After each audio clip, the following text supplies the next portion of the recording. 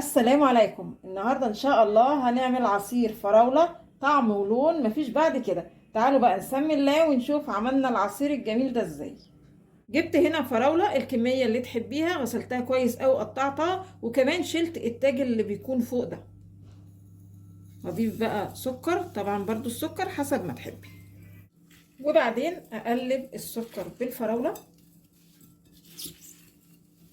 وبعدين هغطي البولة واسيب الفراولة كده حاجة زي ساعة عبال ما تكون اتشربت السكر وخرجت العصير اللي جواها.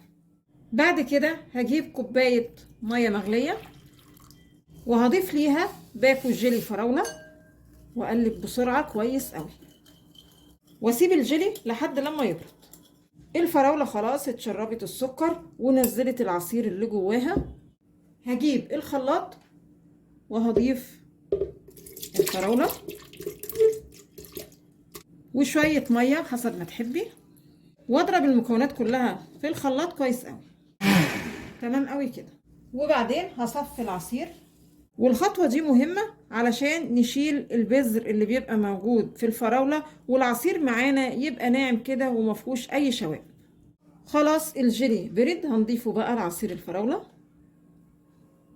وهنشيل بس الرغاوي اللي بتبقى موجودة على سطح العصير. وده الشكل النهائي معانا للعصير. يا رب النهاردة عصير الفراولة يكون عجبكم، وانتظرونا ان شاء الله بفيديو جديد، وما تنسوش الاشتراك في القناة.